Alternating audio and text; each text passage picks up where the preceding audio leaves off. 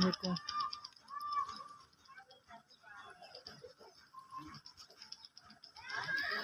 मेरे छोटे छोटे बच्चे ने, मियाँ मेरा फौत हो गया। ਤੁਹਾਡੀ ਮਿਹਰਬਾਨੀ, मेरी इमदाद करो। ते किराए ते मैं रहनी हाँ ते मेरा आसरा कोई नहीं हैगा। घर दे हालात है ने, मियाँ फौत होने तो बाद मैं बैठी हटोने रोटी खानी हाँ ते मेरे वसैल नहीं हैगी, बाहर कम्म लब्भन जांदी, मैनूं कम्म नहीं लभदा।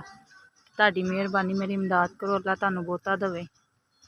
छोटे छोटे मेरे बच्चे ने ते मेरे को 20 रुपये भी नहीं है कि मैं अपने बच्चों के सर्फ मंगा के कपड़े धो लवां। ते पिछला किराया लोगों को चुक के दे दिता सी ते अगले का पता कोई नहीं, मैं कित्थों देना कित्थों नहीं देना। एक कमरा हैगा जी जिहड़ा मैं किराए ते लिता जी।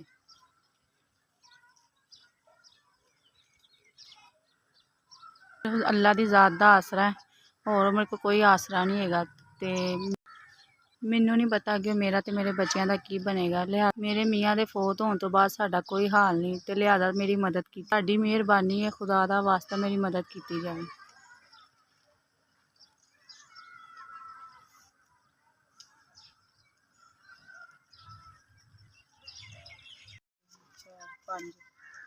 अस्सलाम वालेकुम, तुसीं साडी 5000 की मदद की। अल्लाह तुहानूं तरक्कियां देवे, कामयाबियां देवे, अल्लाह तुहानूं बहुता देवे, अल्लाह तुहानूं खुश रखे, आबाद रखे।